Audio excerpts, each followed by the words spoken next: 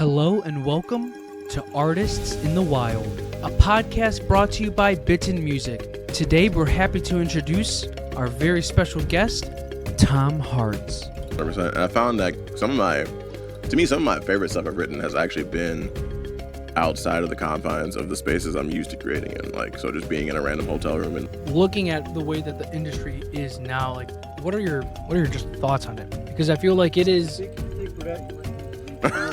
You read my mind. Man. Hello, everyone, and welcome back to Artists in the Wild, a Bitten Music podcast. I am Lucas. This is Jeff, and we have a very special guest with us today, Tom Harts. Hey. What's up, y'all? How we doing? So, how you doing? What's going on? I'm good. I'm good. It's nice outside. It's Very nice outside. I don't have to work today. Yeah, awesome. That's all I've been doing lately. That's always Yeah, I'm good. I'm good. So we're going to do a little different today. We have munchies today, and we have beers. And so we're going to start out just with presenting that. And we have these here every once in a while. These are prosciutto with guacamole and some hot sauce. And then we've got some, you can bring those over there too if we want. And there you go. Put that up. Some just regular, cheddar cheese and chips and things, and so we don't want to be doing Just more editing for me to do. I'm down to start with this New Zealand right here. Okay. Yeah, let's pour half and halves on these, and so we're gonna do traditional flights here today. One of the things about Tommy was he's a beer aficionado. Yeah, well, I don't know about all that. and he also used to do flights all the time over at all the various several different breweries I have worked at. Yeah. What's your go-to beer? Oh, my go-to beer. Oh man, as is gonna sound bad as a craft beer person, but my go-to beer is a Modelo. Oh wow, That's not too bad though. No, I do really. like Modelo's quite a bit. Yeah, I have friends from Arizona. They always drink it, and then it just reminds Got a little left in here for everybody. Yeah, go over there. Try to take it. Okay, here's some more of the ale, the red ale. Yeah, I love a Modelo. No lime, just straight Modelo. lime? Do you like it cold, or do you like it? Do you like it just room temperature? Here's the thing. If it's beer, I'm gonna drink it regardless, but I prefer it cold. I don't like Corona though. I also don't like Corona. Corona I think is probably one of the most overrated beers in my opinion. Yeah, I'm not a Corona person, but I love a good Modelo. You got that? Oh, cool. Awesome. All right. All right. Well, cheers. Cheers, everyone, to a good podcast. There you go. All right. Well, just to get us started, let us know, Tom, just a little bit about you, just who you are, your background in music, and what brings you to today. Yeah. Man, all right. Well, like I said, Tom Harts is my artist name. I'm an electronic musician, singer-songwriter type thing. I don't know. I do a lot of interesting things, I like to think. My background as a musician, I started playing drums when I was, I think in the first grade.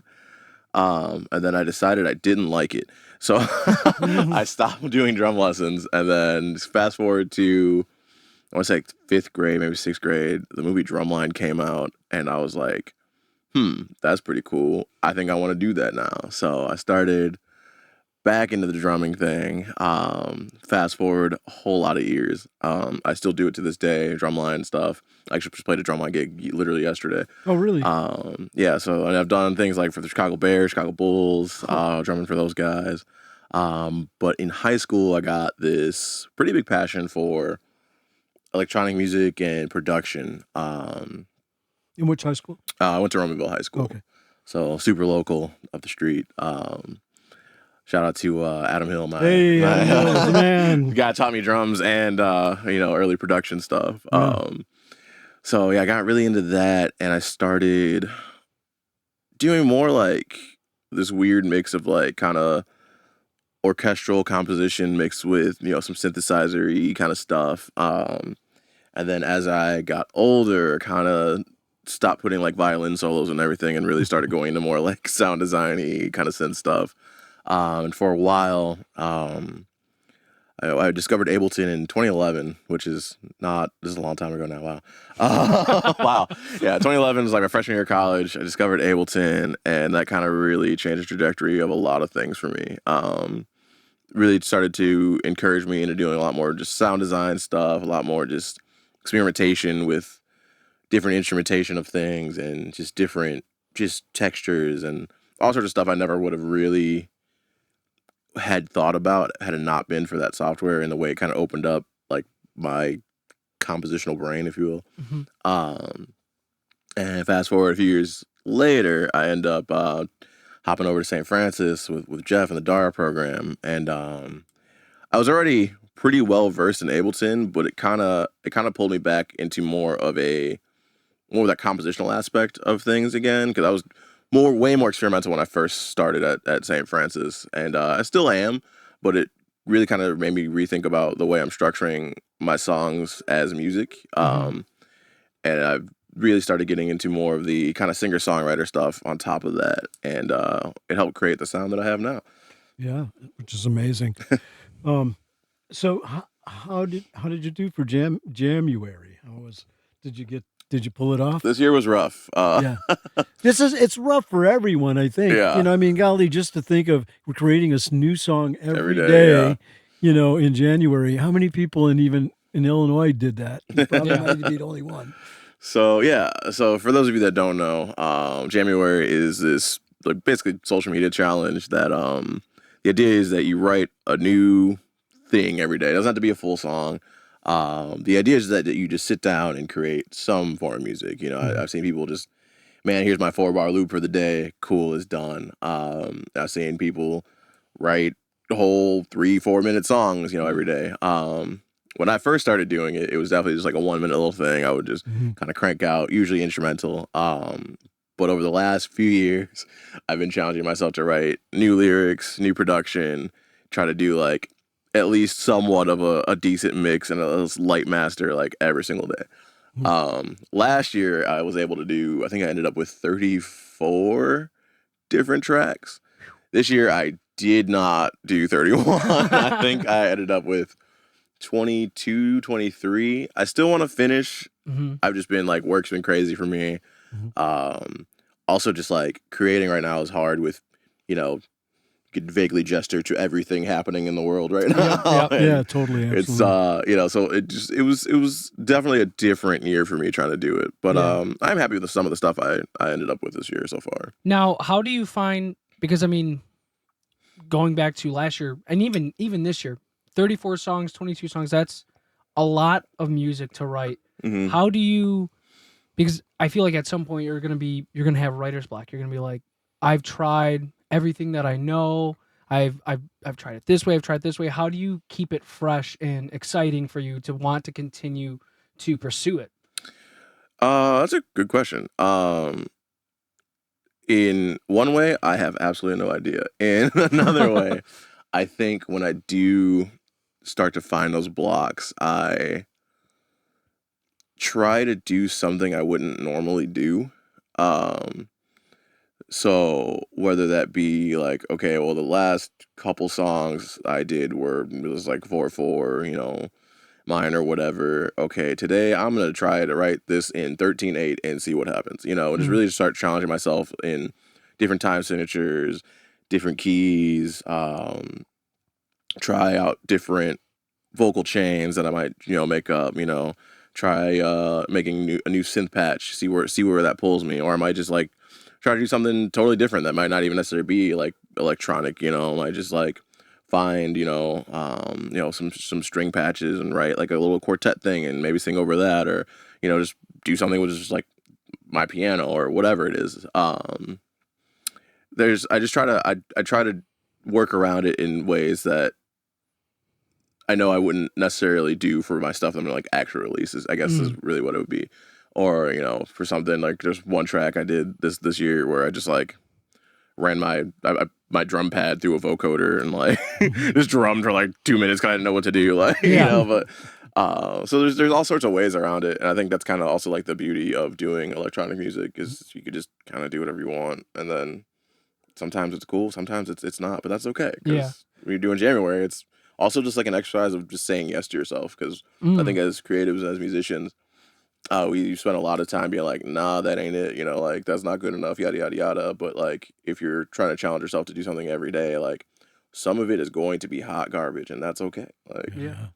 Well, I'm glad you brought up vocal production earlier because I listening through your music, obviously I think your production level is through the roof. I think it's amazing. thank you. But a song that stuck out to me was Ghost, and I think the vocal production on that, as well as other songs, is fantastic. Thank Now, you. when you're making a song, and I feel like you almost use vocal production almost as like an instrument. 100%. Like Yeah. it's not just throw some reverb on, throw some delay. Like it is an instrument within itself. Yeah. When you're sculpting a song, are you thinking about the vocal production as you're writing it, or is this something that you, all right, I have my music, what can I do with my vocals now to fit into this? It's a mixture of both in a way, I suppose. Because usually when I'm writing vocals, it is kind of a goofy process actually. Because usually I'll make out whatever chord structure, a little bit of beat or whatever, and I will just then start making sounds into my microphone. In whatever melody I might want to sing, but it's just Gibberish. yeah, it's gibberish. It's syllables. It's what, and then it might have like a word might pop into my brain, and I'll just be like water, and it's like and then like, syllables again after that. And then sometimes I'll listen back to whatever gibberish it is, and I'll hear some whatever effect I might be thinking, and I'll make that happen, or I will do it kind of at the end. There's been a couple times where I've known like I need this vocoder echo nonsense thing to happen. I'll just do it straight away. But most of the time it is a little bit more organic of just like I will do the gibberish, I will hear the thing, and then I'll sculpt the words or like any variety of that order. But yeah, it's rare that I know exactly what it needs to be.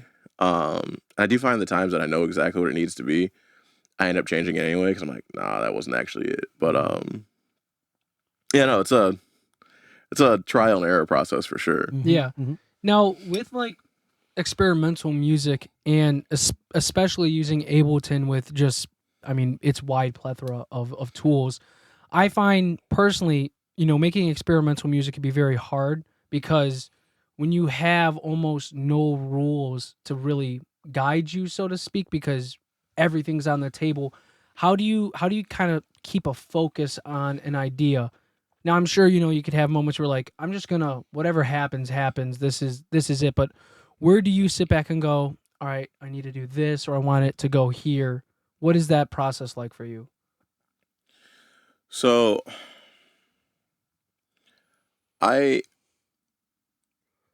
when I'm writing, it's so interesting because to me everything is very stream of consciousness. And I don't know if you've noticed like listening to my stuff, I don't really do like the verse, chorus, verse, bridge. It's a lot of my stuff is kind of like through compositional. Like I know at some point when I'm writing something that a change will happen and it will lead into something else, but I never really have an exact plan of what it is. And I think that's because a lot of the way I write is kind of based mostly just off of just straight emotion, which I think everybody writes that way. But I think for me, try to keep it like to me, emotion is something that is unstructured, and that's kind of the way I like to write my music. Even though I do think like my songs do, if you want to be like a theory nerd about it, like yeah, they have a structure, but it's not like your like pop song structure, and to me, like emotionally, that's a little bit more effective in my brain. It may not be like as catchy as like, oh, here comes the hook, but like to me, I guess when you're thinking about life and you're thinking about how humans interact, like it's supposed to be kind of unpredictable in a way. And so, yeah, I guess to answer your question, it's like, yeah, there's not really like a roadmap half the time I'm writing something. It's like a very natural thing. And a lot of times I'll just be sitting there looping like the same like 8 bars of lyrics I just wrote, and just like hearing this chord, and like I'll be like just sitting there for like 15 minutes and just like listening to it. And my roommate is probably upstairs thinking like, what is he doing down there? But Meditate. yeah, right. But then I will like hear something in my head. I'm like, okay, cool, and I'll just like play a random chord. Like, okay, that's where this needs to go next, and then I'll start building out the soundscape for whatever this next part is, and then figure out, okay, now this connects this way, and then this connects this way, right? So I mean, again, I guess you could say there's a structure, but it's very much like an ABC, Yeah. D, E, like just keeps going, for a lot of that stuff. Nice. So you don't think in terms of oh, I got to repeat this again, or I got to Not go back that, or Not really. I think the project I'm working on right now is there's one song on there that kind of does that. I think it's really like the first time I've done that for like my solo stuff. Like when I write with other people, yeah, definitely I'm thinking more about structure and stuff like that. But more people, like those people are, that's the kind of thing that they want to do. For me, especially when I'm just by myself doing solo stuff, I just kind of do whatever I want. So speaking of that, do you like when you work, like especially in the January kind of styles, of doing a ton of things like that, because you're on the road a lot, and when do you even do it? I mean, do you do it in? Do you take your laptop with you and do it, or do you, what's your process when you're in such crazy work mode? yeah, so I do bring like a mini studio with me. I travel with, depends on what I'm gonna do. If I am just because right now I'm mostly in like mixing mode for the project I'm working on because it's pretty much done. We can talk about that later. Yeah, looking forward to it. But when I'm on the road, if I'm in creative mode, I will bring my little Apollo Twin with me. So I have like a decent mic pre. I actually usually travel with an RE20. And I will bring like I got a little Arturia little mini key lab, throw it in my backpack or throw it in my Pelican, and I'll bring my push. And I've got I've got a Dreadbox Nymphes. It's a like this big of a desktop synth. And it's all analog. It sounds lovely. So I can bring that. It's mono, so I got all I need is two things. I got a mic, I got my synth, I got a MIDI controller. I'm ready to go. And so it's like compact little studio that is incredibly powerful, and I can do a whole lot in a hotel room at a night. I've actually written a lot of January tracks just sitting at a hotel room desk. Yeah. And I just like will do it all on my push, sing it. Sometimes I forget a mic stand, so I just gotta awkwardly hold the RE20 like this, Can you get the tape again? Yeah. Put it on the wall. But that's one of the beauties of Ableton and just the power behind it, being able to a hotel room is a studio, and you could create music literally anywhere now. You don't need a necessary ginormous studio. Yeah. You could throw some stuff in your backpack and work in any situation whatsoever. 100%. And I found that some of my favorite stuff I've written has actually been outside of the confines of the spaces I'm used to creating in. Like, so just being in a random hotel room in Dallas, like I'll write a song, I'm like, this is really cool, and then obviously I'll take it back home and, make it sound, like it wasn't recorded in a hotel room. But even just like being in a different city and a different space and just like taking in that energy, I think kind of pulls you to do different stuff, Now, do you find that when you're on the road, and you're creating music, are you doing the same process in terms of like how you would write at home? Or because you're coming back from a long day at work, are you a little bit more relaxed with it? Just whatever happens? Or like, does it vary from your actual studio space? I think it's kind of mostly the same. I think same gibberish going into the mic. Same just hammering out some chords and doing a little synth patch design or whatever. It's mostly the same. But I do think I kind of care less when I'm really tired after work, and I'm gonna go for this one. Yeah. I'm like, this is just what it is. Yeah. The thing I've been noticing too, just even from when you started at like St. Francis and then did your stuff and until now, man, your voice has really gotten better. It's just really, it's Thank so you. nice, and it's so, and it just grows and grows. And then your use of the vocoder, is almost second to none. It's really amazing the I things you're appreciate doing that. with that. Yeah. Did you use it on a hanging thread? Yeah, that's Because all. that That was is all vocoder. Well, it's interesting. So that is actually a lot of things. Um, there are several layers of my actual voice. Mhm. Because I've been doing a lot of that lately too. So actually, most things post that. If you hear like a lot of thick harmonies, it's actually typically not a vocoder at all. Now I'm Mm. just doing like 20 Mulch. The stacks yourself. yeah, and it's kind of obnoxious, but I do like doing it, so it's fun. Yeah, but anyway, yeah, Hanging Thought is mostly vocoder, but there's several layers of me, and then there's the what's it called, Harmony Engine from the Autotune homies. Great plugin. Antares. Yeah, Antares, yeah. Harmony Engine from Antares. Great plugin. And then so there's stacks of me, just a little reverb, a little bit of distortion. Um, one just like one take of me with Harmony Engine, and then there's another take of me with Vocal Synth 2 from Isotope. And that's all just then just me playing, all the chords. So So that they sample your sound and you generate the chords Mhm. that they sing with. yeah, Sweet. That's super cool. yeah. So that's and then a lot of reverb. Yeah. No, I remember when I heard that song, I was like, the SpongeBob meme with him like. That's why I felt where he's just like floating up. I Yeah. was just like, this is beautiful, and all your stuff has amazing elements of that. But now I wanna ask,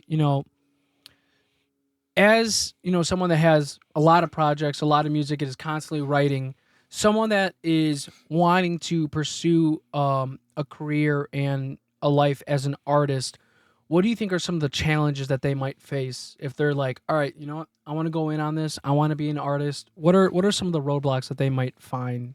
Um, how first of all, the main one that I am still dealing with is how expensive it is to exist. Yeah. Mhm. It is very expensive to live. And unfortunately for my bank account, I like living, so I need to afford it. And a lot of the times, you hear the jokes about the starving artist, like it's real. Most of our friends are doing that right now, and it's that sacrifice you have to make for that art, right? Mhm. Um, so me, my difficulty is now that I am not a starving artist because I've got a pretty good job, and now the hard part is that it takes away from First art. fruits, Yeah. fruits energy to be doing that. Yeah. Right. Um, because it is, at bare minimum a 9 to 5, either that or I'm working 16-hour days, like, or somewhere in the middle. So just say what like for the people that are listening. Oh, okay, yeah. Like what kind of how you got to that place and how how you found this particular job, because this is one you've been with for a little bit. Yeah, it's going on 3 years now. Yeah. Yeah. So I guess those of you that don't know, my full time job, I am an AV technician. I work for an event company, mostly doing corporate events. I'm the audio lead at this company called JRP Live. Great company. I love the people. I love the work. Um, it's I do, like I said, mostly audio, but getting the lighting, I do video. Everybody there does a little bit of everything. Yeah. But we put on really, really big shows for, these pretty big corporations, which I will say, after we get the tech in and do all the cool tech stuff, it's kind of boring. But, but Now, is this the same company you worked with in Vegas, or is no, this is a different company. No. Okay. But yeah, I was doing some of this stuff when I was in Vegas, so that's kind of what kind of geared me up to do it here when I moved back. But yeah, it's a lot of hours. Is this company based in Chicago? It's based in Chicago, yeah. So the main office is in Glendale Heights. Okay. But yeah, we travel all over. I just got back from California last week. I'm going to Texas on Friday, and then I think a couple weeks after that, I'm going to New Orleans, directly back to Texas, and yada yada yada. Like, we're all over, which is cool. but it's a lot. Like it's exhausting, and especially if you kind of just want to just create, it's hard. And I think that's the hardest part for a lot of people right now is like if you're not making a lot of money from your art, which most people aren't, let's be real. Right.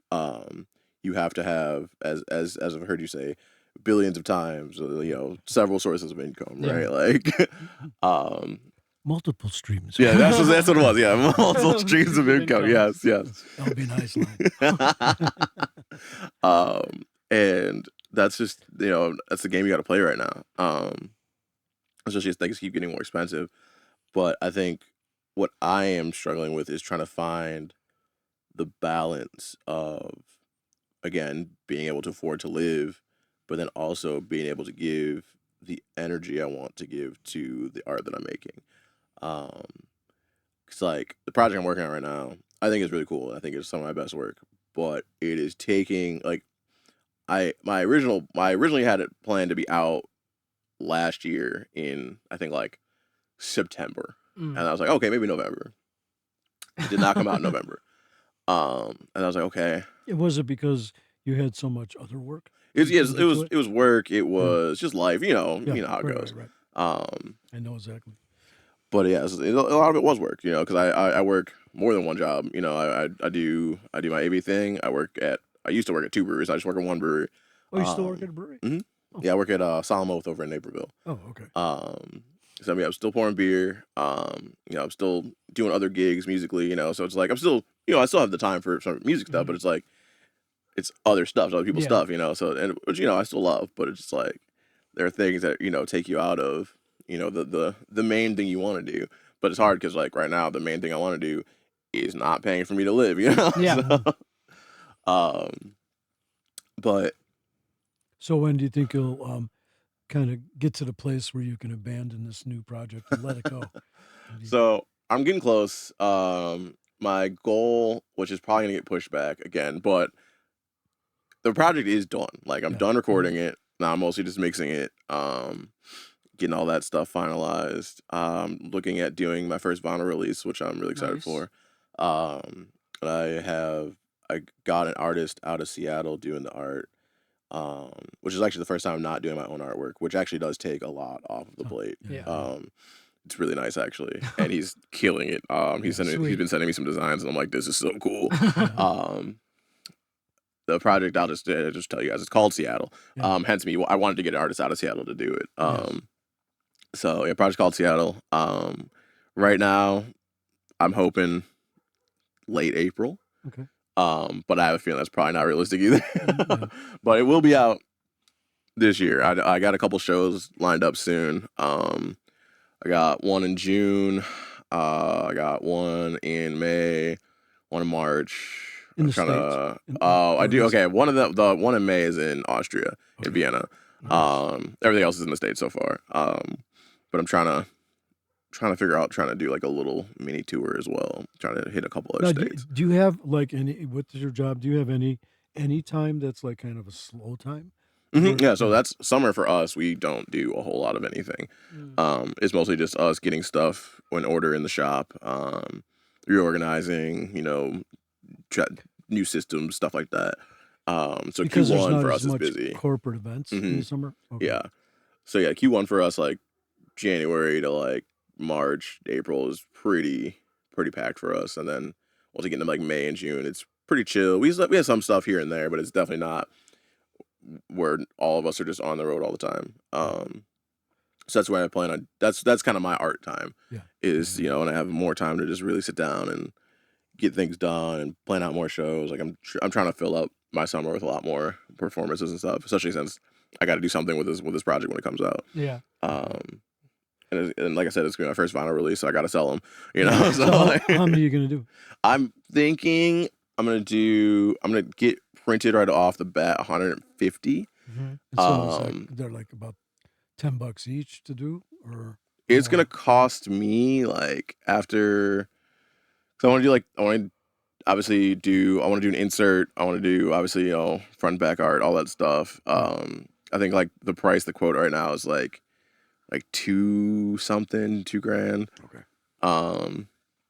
So it's a little pricey. But I think I can make it back. I'm not too worried about that part. But I kind of just want to do it. Just I think it'd be cool to just have like a physical thing. Yeah. And again, I'm really excited about this art. So any of your other stuff physical? no, this will be my first physical release. But I'm also thinking there's this website. I need to look more into it, but it's called like Elastic Stage. Yeah. That they will basically print vinyl for you on demand. Mm-hmm. And I've heard some good stuff about it. So I think once I sell through the initial run, I'll probably just do that and just like put it on our website. People just go buy it. Because I saw it's like you could do like pre-order type stuff Mhm. and have like a pre-order window and be like, all right, I had 53 people pre-order. Now I know what I need to buy, so you're not overspending and have 2 boxes of vinyl that you're Yeah. not sure what to do with yet. you just have for the rest of your life. Yeah, you're just like, take my copy, take my copy. Hiding. So with your new project, Seattle, I don't know how much you want to go into it without spoiling anything, but more on like the creative end. And I guess this goes into any project. Are you, when you're writing the music, does it start off with you going, all right, this is going towards this project? Or over time, do you realize, oh, this stuff could kind of work together and then that kind of shapes the thought? Or are you like, all right, I'm going to work on my next album. Boom, I'm in album mode when I'm writing. It kind of varies. I think for this project, it was all like known, like, okay, this is gonna be what this is. I started writing it when I was in Seattle, actually. And I've actually been back and forth between Seattle working on this project a few times over the last couple of years. Just because Seattle's like has become very quickly like my second favorite city. There's something about it, like the vibes, the scenery, like all of it, I love. And being there, I was like, okay. I didn't even know that the project was going to be called Seattle, but I was just like writing these songs, and they all just really fit into this thing pretty nicely. There was a couple. I will say there was a couple songs that I had written prior to even working on this that I'm like, this would also go well. But for the most part, like that whole album was very intentional. My thing with this one was, and I feel like a lot of albums that are coming out kind of have this problem where I didn't want it to feel like a playlist, if that makes sense. Yeah. And so a lot of another big reason why I got pushed back is because I decided I wanted to do kind of like this through line thing where there is it's like a poem that's happening throughout the whole thing. And it starts at the first track, and there's bits and pieces of it throughout each track, and then the final track is just the whole thing spoken out with some music behind it and all that stuff. Very pretty much just stole the idea from Kendrick from To Pimp a Butterfly from like exactly. forever. Yeah. I was like, that's a good idea. I'm gonna do that. That's sick. And that has really made it feel more cohesive, but it has added a lot of time because then I also have my buddy Ulrich from Austria. I had him play acoustic guitar for like a prelude to all this. And that would be actually it's one of my favorite things on that whole project is that piece. It's just him playing guitar and then like some really light synth stuff, but it basically just kind of captures, I think, the vibes of the whole thing really, really well. And I think had I not waited for him to do that and wrote out this poem, it wouldn't have, I think, at least in my opinion, the power that it has right now. So I'm really actually, in a roundabout way, I'm really glad I did not have it out, in September or November, whatever it was. That said, I can't keep delaying this thing because I do need to just like let it be. But it is done. I'm done writing it. I'm not writing anything else for it. We just gotta finish, make it shiny. Now, is this your 5th record? I mean, I don't know how you want to. It depends on how you want to look at it. I guess. Yeah, like, full. Well, yeah, because I mean, I've had a few EPs Yeah. that I'm like kind of at this point kind of indifferent about. I just kind of there was times I was releasing things just to be like, well, I'm an artist, I should release things, which I don't think is necessarily wrong, but I'm trying to be more deliberate about these things now, and so I guess if you want to look at it technically, it'd be my second LP. Because Perfect Strangers was your first LP? Yeah. Okay. And then I've had quite a few EPs. Yeah. Which again to me are all basically just kind of like playlists of things. So I was trying to avoid that feeling again with this current project. Well, with this now being your second LP, like, do you find that you are trying to outright what you did on your first one, or like, are you what's your mindset with that in terms of looking at your old material? Are you trying to build off that? Are you trying to stick in the wheelhouse? What's your thoughts on that? I don't think that I'm trying to outright anything I've done before. I think that as creatives and as artists, you kind of do that naturally Mm-hmm. because you learn something from every thing that you've made, right? Um, and so I think you're always kind of naturally building off of whatever came before. Um, but when I'm writing new stuff, I try to avoid listening to whatever I did prior. Mm. Um, because I don't want to think about it in a way that's like, well, I did this here, so maybe I could do that again, or I should do it this way but better, or whatever. Like to me, like the thing I just did is not super relevant to what I'm doing now. Unless I'm trying to do like a continuation, then that's different. But like for the most part, I'm really just like I'm not necessarily like trying to outright myself or compete with like the past version of me, if that Mhm. makes sense. Like This is who you are now. yeah, and that's to me that's what matters because like the old stuff, it's kind of like it's like a picture, right? It's like Mhm. it's history. You can look back on it. It's a moment in time of however I was feeling, whatever I was thinking. But I wouldn't want it to affect anything that I'm doing now. Now that said, there might be like a thing where I'd be like, man, I remember I did like this cool whatever in one track. I'm like, all right, I need to go see how I did that, and then maybe I'll do that. But for the most part, like it's just it's not. I don't even think about it. So on this new project, are you on this? Like you're like one of the most amazing things about what you do and your writing is a lot of times you create your own sounds, your own, synth patches and um, from scratch. You Mhm. don't use presets, which I think is pretty amazing. That's one You of like know, my yeah. favorite. I remember when you came to St. Francis when I was at school, and you just grabbed random objects from the class. Mhm. You're like, "All right, I'm gonna make this into a kick. I'm gonna make this into a pad. I'm gonna make this." And I was just like, "What?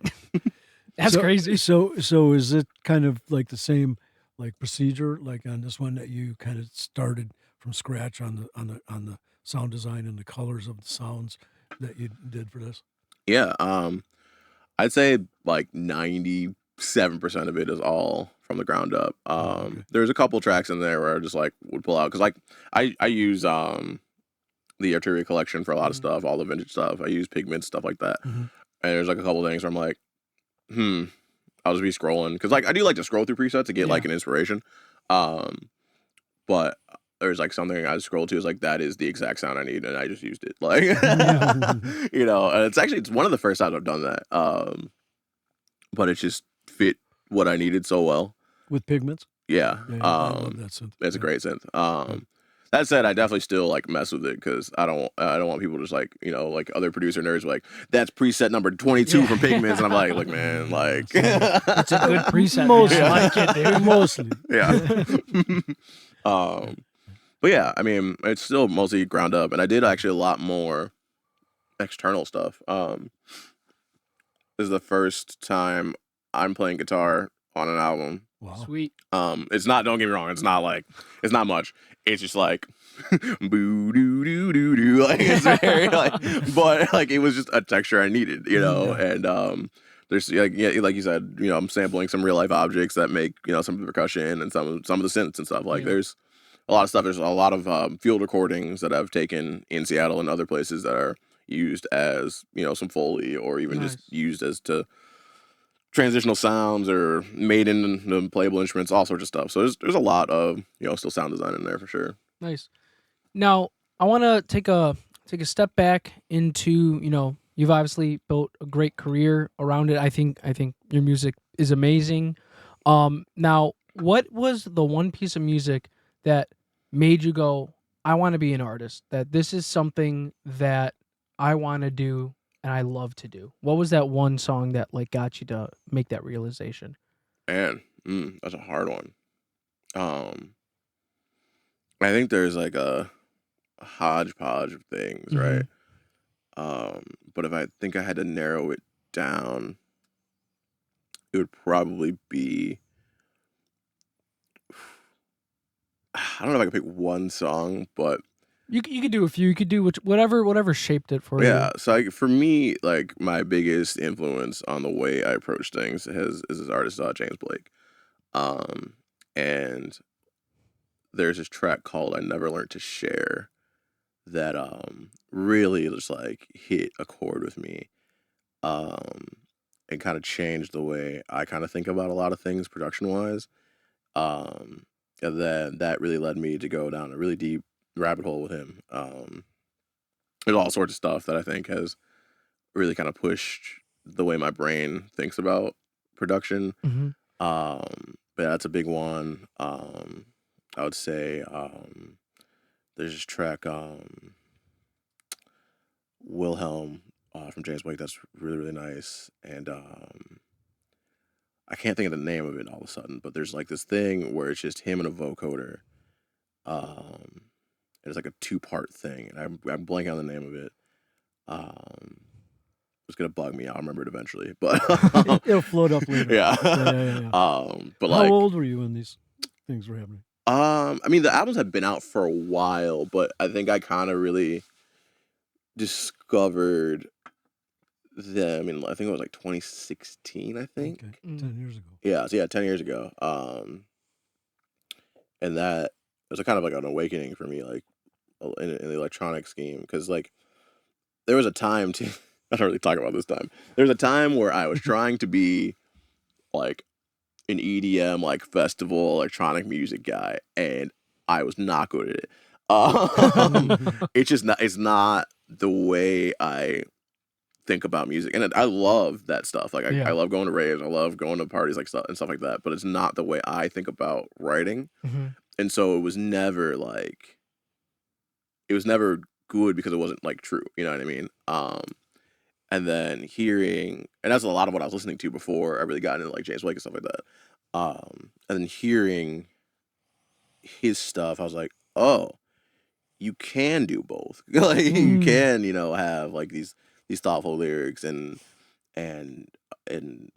this emotional core and a lot of like more down tempo, softer sounds, but still like do really cool stuff on a synthesizer. Like Yeah. and that really opened a lot of doors for me musically.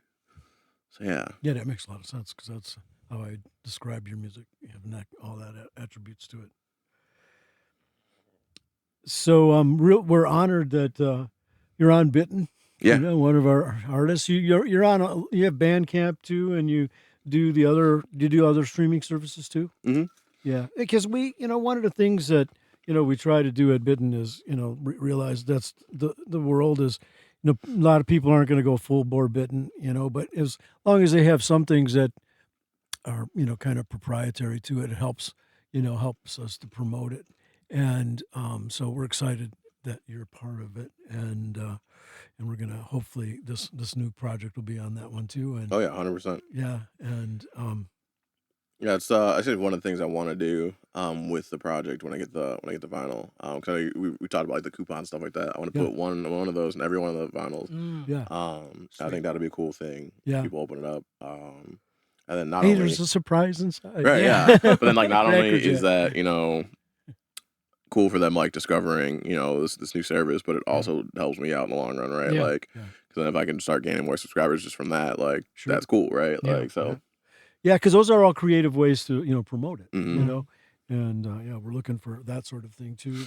And so Kind of switching to the industry kind of talk now, like as an artist, looking at the way that the industry is now, like what are your just thoughts on it? Because I feel like it is. I think for that you might need to read. You read my mind. Yeah, go for it. Open up another one. Man, I feel like a lot of artists are becoming really disenchanted by the idea or the notion of what being an artist digitally is, right? Mm. Because when you look at something like Spotify, which is obviously like the big one, right? 2.5 billion last year they made. Absolutely insane. There is so much, and I hate to say it because I am very pro creative, very pro musician, but there's so much bullshit that is on Spotify, Mm-hmm. and anybody can just throw stuff up there, right? Mm-hmm. And it's really, really hard to get seen in a pool of things that are just uploaded just because they can. Mm-hmm. And especially now in the big 2026, there's so much AI music getting uploaded literally every day. And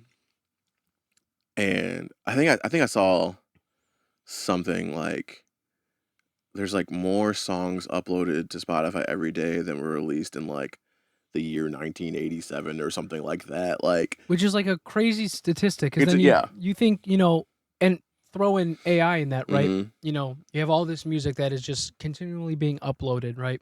And then you are someone that, like for instance, with your new project, you spend a long time working on, and there's no guarantee that it'll be heard or seen, because it's just every single day, just like boom, music, Mhm. and then half that music isn't even created by an actual person. Yeah. It's just some algorithm that's, They hey, this is sampled your Mhm. music. this is Yeah, what yeah. people listen to. Here's a version of it that sounds like crap, but Mhm. it doesn't matter, because it's just about flooding the channels and making the most money. But here's the thing about that though, and this is in a weird way, I'm actually kind of thankful that the AI music thing exists, because what I think it shows, and what I think a lot of people are waking up to this, is that when you have something like Spotify or even Apple Music or whatever it is, where these things are algorithmically picking and choosing things to show you and play for you, 90% of the time that music is on in the background. These people aren't paying attention to your Yeah. music, right? They're at the gym, they're driving their car, they're Doing a lawn. Yeah. they're at the bar, whatever. They're not actively listening to what is being played, right? And I think the way that social media has commodified music is really, really shown in that, right? Because I mean, even think about, the way to blow up on social media right now is to write 15 seconds of a catchy thing, Mm-hmm. right? You hear some of these other songs, it's like they got a cool 15, 20-second loop. People are doing the dances, doing all this stuff. You hear the rest of the song, you're like, what is this, Yeah. right? Mhm. And it's just like, all you need is like this one little thing, because our attention spans are so short now, Yeah. right?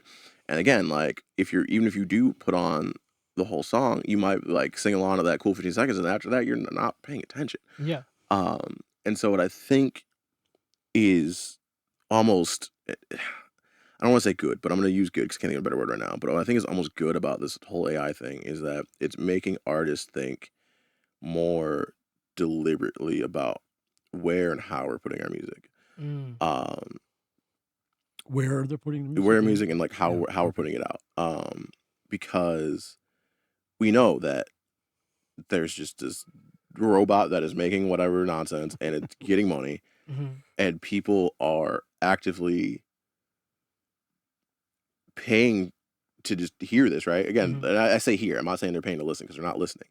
But I think that's people are waking up. People aren't actually listening to the things that we're putting this much time into, Yeah. and so that's when you have to think about, okay, what do I want to do with my music? Am I trying to put it into this pool of nonsense and hope that somehow it gets these plays, somehow it gets picked up, or do I want to be more deliberate and make music for my communities? Yeah.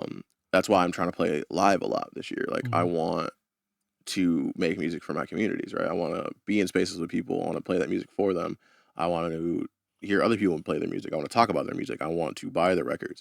And I think this is kind of how we see a resurgence in local art. That's my hope Mm. for it. Mhm.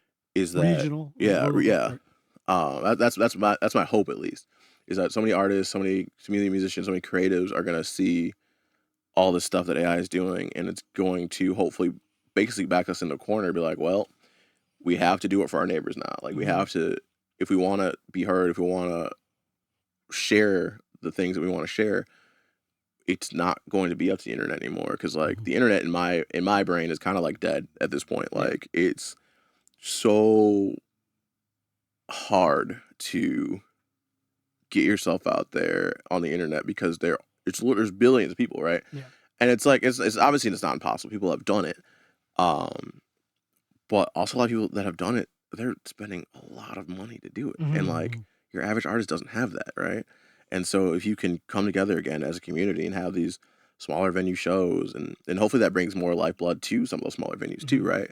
I don't know. I think in the roundabout way, as terrible as the AI thing is, I think it'll be a good thing for people that genuinely care about their art. And I think it will restructure, or I guess revert the way that we're sharing it, you know? Yeah, because going back to what you were saying with like the 15-second hook, like I feel like a lot of that music at that time was like written just for like, how is this going to perform on TikTok? 100%, yeah. You know, I don't care about the rest of the song. Let me get a catchy ass 15 seconds and that'll sell. And I'm just going to do a bunch of that. Let me just say, I'm not hating on anybody that is a TikTok artist that is doing it. Like, make your money, please. Yeah, no, you got to play the game, but like for people like me, that's not the lane that I want, you know? So yeah, I don't think there's anything necessarily wrong with it, but I do think it has had some negative ramifications on the art form as a whole. Do you think Chicago is an area that can like do what you just said? That, you know, like being able to have kind of communities and places to play and to have, because like I've had friends like in Pittsburgh where they've had, you know, a scene and they would do their thing, and you might know people in Seattle that do that sort of thing, and in Vienna, like you obviously have. You know, do you think like compare Vienna to Chicago in terms of like that kind of openness and that kind of like what would we need to learn from Vienna to make that happen in Chicago? That's like a hard question, I think, for me, because the things that I do, I think are kind of more common in like Vienna, which I think is why I had such like a good time in Vienna, because like I met some people that instantly was like, oh, I'd love to work with you and do this, and this. I think if I was like a killer like jazz drummer or, you know, something like the punk rock scene or something like that, I think I'd probably have a lot easier time in Chicago. Than I would in other cities. But like, it's actually the same thing in Seattle. Like when I was out there, I met a bunch of people that are doing like weird synth stuff, and I was like, cool. And it's not saying that they don't exist here, because they do. But I feel like my community of musicians is actually further out. But I am trying to change that this year, and that's further like out just out of the states, out of Chicago, just general, just out of my immediate hometown, right? But that's something I think a lot of that's probably also my fault too, because I wasn't putting myself out there in ways that I think I should have been for a while. So that's like one of my big goals this year is to change that and find that community. And if I can't find it, I want to build one, you know. Because I know there's people out there that are doing stuff that are just like I'm doing, and it's probably even cooler than my stuff. So it's just like, and I want to meet them because I want to learn, you know, and that's how you get better, right? So yeah, I mean, there's probably pockets of Chicago that I don't know about that are doing things like this, but you know, if you're out there and like, hit me up, so you know? like you said, Vienna has just a more openness to electronic music. You would say? I think so. I mean, again, like it's hard to even say that because like, you know, like Chicago's like the birthplace of house and all this good stuff. Like, there's a lot of electronic music history here. I feel like a lot of it has kind of, at least to my knowledge, has either gone underground or again, I just don't know where to find it. You know, it's again, it's not like I said, it's not to say it doesn't exist because I've done shows in this music collective, this thing called Emanation. It's a music collective. We haven't done anything in a few years now, but it used to be like every other month, I think it was, there'd be a show and it'd be like in this tiny little warehouse and people just come in and just do cool stuff, you know, whether it be synthy, whether it be acoustic, whatever. It's kind of a place to just kind of do whatever you wanted. And that's actually where I met a good chunk of people. Like my roommate I live with now, that's where I met her. And she does some really cool electronic stuff. But it was just like, it was more like, it seems like a lot of it was in more niche kind of communities. So like, I guess my goal is to just like, again, find that, but like, I want to expand it, you know? like I did a house show at my place a few months ago, and it was really cool. Had a bunch of people come out, had a bunch of different artists, and people were just like chatting it up, and I saw phone numbers being exchanged, and they're like, oh, cool, you do this, I do this, like, okay, let's work, like that was happening there, and again, like going back to the community thing, like that's how you start building this, right? Like, and again, running back, like when you're looking at AI, looking at all that stuff, like something like that to me is so important right now. And like I want to do another one, and more after that. Like because again, I think you have to build the community, and I think even beyond AI and making money in music, I think building communities in general right now is very important. Yeah, that's what Bitten's all about. Yeah, Artist to fan, fan to artist. Harmony between artist, fan, and business, the company. That's where our goal is. Yeah. And so it's the only way it's ever going to really, get off the ground is to make sure that the community is strong. Now, you said you have some shows coming up later this year. Now, as an artist, what is like when you go to a show and you're getting ready, like what is your process of getting ready for a show? Because I think shows are like, one of the next steps for artists who are releasing music is like, all right, I'm going to perform this now for an audience. Do you find that you get nervous before shows, or like what is your mindset going into shows, especially if you're going like to Vienna, like that, a place that you're not there often, what is that mindset like? That's a good question. It's changed a lot over the years. I think when I first started doing the Tom Harts thing, it was very much like I had to like prepare like myself in this really like almost like ritualistic way. Just like I had to sit in quiet, blah blah blah. Like I would just like not want to talk to anybody. But that was more at a time where I was kind of trying to put on more of a different stage presence. Where I think at the time I was trying to perform as like this more like stoic, like thoughtful person. And as I kept growing, the idea of Tom Harts, I decided like I don't want to do that anymore. And it's funny because if you listen to the things that I'm saying in my music and the way that I say them and the delivery and the soundscaping and all of it, right? It's thoughtful, it's emotional. But me in real life, I'm just a silly ass dude. Like I am goofy. Like I'm laughing about something all the time. I don't take anything seriously. And so I've kind of started using that as the contrast. Because I'll get up on stage and spill out these, heartfelt things, and then like I'll just start joking about random bullshit. And like it's like to me, like the contrast of that just works better. Like just like I think from a stage presence thing and just from like me like having to prepare for it, because like it gives me, because a lot of stuff I write about is really heavy like to me. And so when I was like originally doing this and I was like trying to be like this more like stoic character and like be whatever it was I was trying to be, like it was just this constant like emotional thing happening in my brain. But like now the way I do it is like I can have like the emotional thing happening in my brain, and then I can just like I don't know, make a sex joke after like whatever song, and then like people are laughing, I'm laughing, and it kind of gives you a reset. And then I can get back into the next thing and be sad again, and then like keep down and like chug a beer on stage. Like it's like and like it seems silly, but like it's just kind of who I am as a person, and like that has made it a lot easier for me to like I guess quote unquote prepare for a show, because it's like now I'm just gonna go out there and just be myself. I'm just gonna have fun. I mean, I might make you cry a little bit, but I'm gonna make you laugh, and like that to me is like way more genuine to who I am as a person, and I think it's just more fun to watch like as an audience. So yeah, now most of my preparation is obviously I'll rehearse at my house or whatnot, but like that's pretty much it. I'll just get to the venue, I'll drink a couple gin and tonics, and I just get on stage. Like it's not now that I've kind of stopped trying to separate the art from like myself. It's kind of a relaxed thing for me. Like don't get me wrong, it's not like I don't get nervous or anything like that. But like I don't think about it much. I just kind of just like, well, here we go, and I just.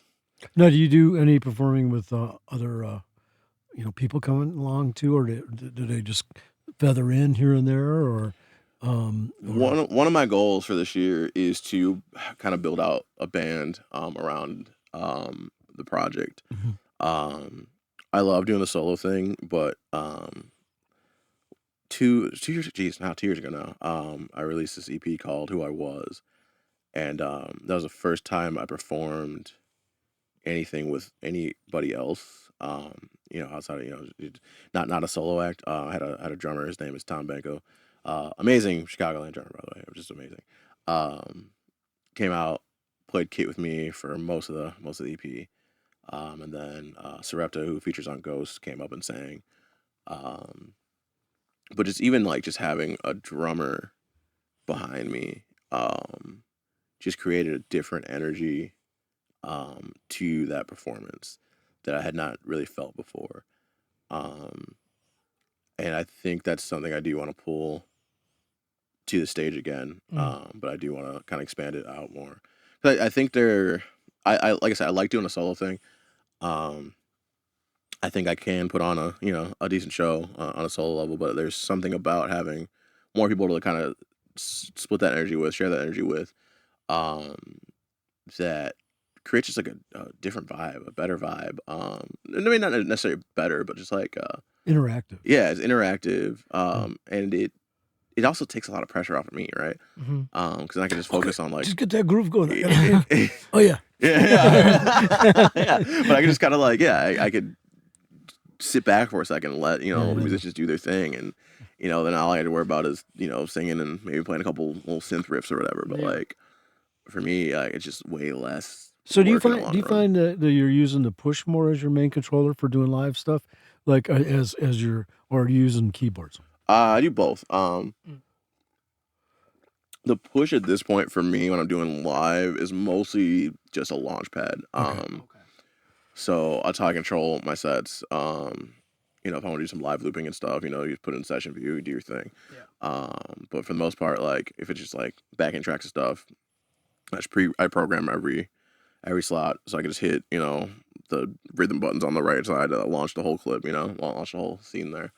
And I'll play through the song, and then everything up top, all the knobs.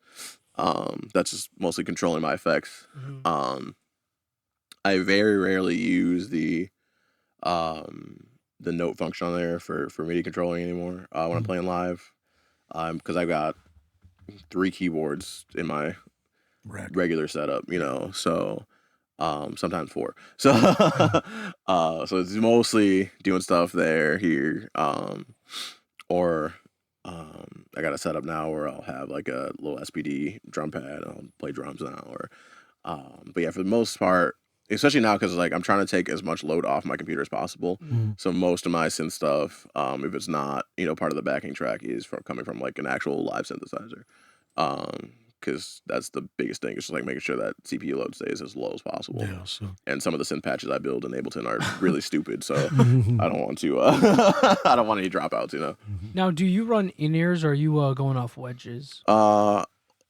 Depends on the venue, I guess. Usually, I just got my big ass headphones, just on my head. But I've found myself not wanting them as much. So if I can't have wedges, I'll do that. Gotcha. Although I still always have the headphones with me, because there's some stuff, like I said, I've just decided to randomly write in like 13.8 for some reason, and like sometimes I need a click for that. So the headphones will come on for stuff like that. Or if I got a track that is got some like open spacing to it, and like I'll have a thing in Ableton that'd be like, all right, come in now, dumbass. Like that's like literally one of my vocal cues. And like, all right, cool, here we go. Like just because too nutty. Yeah. I gotta know what's going on. Yeah. So, but yeah, I like the headphone thing because like it kind of makes it feel like electronic music dude, like I'm headlighting Tomorrowland right now. Yeah. But then it's also just easy to just like take them on and off, and I don't have to like, they're not like awkwardly dangling out my shirt, so like I can just quickly go around my neck, whatever it needs to be. But yeah. Now, I've run in front of house for a bunch of bands before and have seen just crowds that are just electric. And I think that goes back to what you were saying about like the good part of AI is it shows us how much we need the human interaction in music, and a big part of that is live shows and having an audience that is directly responding to something that you wrote, and you're giving them energy, they're giving it back, and it's just this cycle of just amazing bliss, and it's an incredible thing. As an artist, can you think back to a show that like was really one of those moments where you're like, oh, this is unforgettable? Yeah. I was playing this show in Fort Wayne, Indiana, um, which is actually a really cool music town. Which makes, I mean, Sweetwater's there and all that stuff. But Yeah. like, Mm-hmm. there's this venue called the Brass Rail, and I was doing a sharing a bill with my roommate and another band. We both, my roommate and I, both released projects basically around the same time. We kind of did like a little mini tour. It was fun. Mm. So we're at the Brass Rail, and I thought, because she's from there, so I thought she was gonna like quote unquote headline and be like the last act. She's like, oh no, you're going last because my mom doesn't want to stay up that late. I'm like, all right, I guess that's fair, but I'm like, I don't want to like go last in a town that's never heard of me. But it was funny because like I got on stage, it was like damn near 1 a.m. And so like I'm tired, everybody's tired, and I guess the place is starting to clear out. I'm like, oh, that's fair, I get it, whatever. So I get up and I play a song, and then I notice people are like, Wait. okay, then, like the floor starts filling back up, and I get like 2-3 songs in, and like the floor is like kind of full. I'm like, where are these people come from? And I'm going through my set, and people are hyping it up. There's one guy, I'll never forget this. I get into one of my slower songs, and he just sits down like pretzel style on the floor, just like looking up, and like I'm just like singing my song, and I'm like playing some synth, and I'm looking down at this guy, I'm like, is he good? Like, and he's just like just watching, Yeah. and Do I need to call someone? but like like the rest of the show he's down there, and like Yeah. I'm playing some like more groovy stuff, people are dancing and stuff, it's cool, like Yes. people are hyping it up, and like I get done with the set, and he walks up, I'm like putting my synth away or whatever, he walks up, he's like, can I hug you? And I was like, yeah, man. He gives me a hug, he's like, dude, your voice just transported me to like a different dimension. And I was like, it's the nicest thing anybody's ever said to me. And like a bunch of people who came up when I was done, or it's like, dude, that was awesome. Like, I've never seen anything like that. Like, you gotta come back. Even the bartender's like, dude, that was cool as hell. I was like, Yeah. when the bartenders are digging it, I'm like, all right, that's a high praise, because like I've worked at many places where I'm not digging the music, so it's just like and they're stuck there. They have to listen to it. They can't go anywhere, So yeah, when they're like, dude, we hope you come back, blah blah blah. Like that was definitely like one of my favorite shows I played. Like, crowd Was that in the last hyped. couple of years? Yeah, it was 2 years ago now, I think. Yeah. Nice. Sounds like you're due. Yeah, for real. Yeah.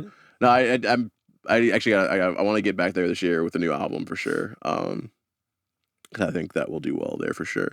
But yeah, no, that was like, it was just a great night. And I've had I've played plenty of shows like in front of people that like the room was basically full of people that I know. They hyped me up obviously, but like this was way different. Like, because like I never met any of these people. I was like, That's pretty This amazing. is like Yeah. raw yeah, reaction. exactly. So I was like, oh, okay, I might be kind of onto something here. Yeah, like yeah. So because I think the day after we came back here, I played a show at Skeleton Key Brewery. Shout out Skeleton Key, love those guys. And room was full. People were hyped. People were it was fun. But I was like, half these people are my friends. It's different. Like, it's different. But yeah, no, that was definitely a show. I think about it all the time. Like that. Like I was like, there was like a high off of that show for a while. Sure. Like, Yeah, of course. That's awesome, dude. Yeah. Well, is there anything that you want to say in closing, Jeff? Well, I'm looking forward to having the album up on Bitten in April or May or whatever it is. Ben's gonna get a bonus track too. So Hey, hey, hey, hey. There we All go. right, There we go. good, You heard it good. here. You heard it Yeah, heard here. it first, yeah. Yeah, and so that's great that you're going to be able to do that, and we're just really happy you got to come and hang with us Yeah. today. And so we're just kind of things we're trying to do with all our artists and let them talk about what's important to them. Mhm. So Yeah. Well, we want to thank you guys for listening to Artists in the Wild with our very special guest, Tom Harts. You're going to be able to find his Bitten music profile in the description below. Be sure to listen to him. Be sure to subscribe. Look out for those dates if they're coming to a town near you. Come on. And Go if- see a show. And, Go see a and show. even if you don't want to subscribe yet, you can get a coupon to just listen to his music That's at right. info@bitandmusic.com, and we'll work that out for you. Support him as So- much as you can. Yes. He's got great music. When the record comes out, listen to that a lot. Get the album, get all of that. And is there anything you want to say in closing as we head out here? Yeah, I mean, well, I guess one, thanks for tuning in. Yeah. Outside of that, I think Seattle, I'm hoping, I'm not gonna give you an official date, Mhm. but I'm hoping April. Yep.